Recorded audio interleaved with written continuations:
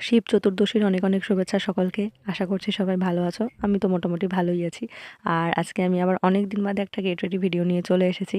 ভিডিওটা আমি করেছিলাম শিবরাত্রির দিন, মানে রবিবার দিন, কিন্তু আমার না পোস্ট করা হয়নি, একটু বিজি ছিলাম দুদিন। তো আজকে সময় পেয়েছি তাই একটু এডিট করে ভিডিওটা পোস্ট করছি। না আজকে কোনো মেকআপ ভিডিও নয়, একদম সিম্পলভাবে রেডি হব।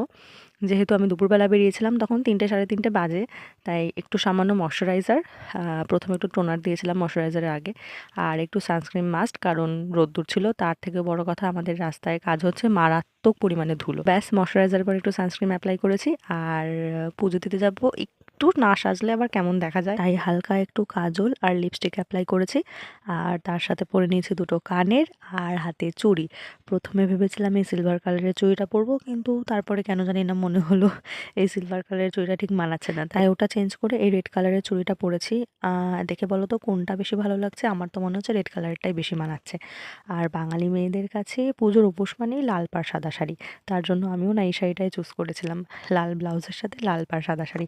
আর আমার এই ব্লাউজটা অনেক দিন আগের, আমি আগে খুব রোগা ছিলাম তো অল্টার করা ছিল, শিবরাত্রির আগের দিন রাত্রেবেলা বসে অল্টারটা খুলেছিলাম যাতে গায়ে ঠিকঠাক মতো হয়। তো আমি রেডি, আর এই হচ্ছে আমার ফাইনাল লুক। দেখে বলো তো কেমন লাগছে? খুবই সিম্পল একটা লুক। আচ্ছা, টাটা, এখন আমি বেরোই, পুজো দিতে যাব, নালে দেরি হয়ে যাবে, অনেকটা লাইন পড়ে যাবে। দেখা হচ্ছে নেক্সট কোনো ভিডিওতে। তোমরা সবাই ভালো থেকো।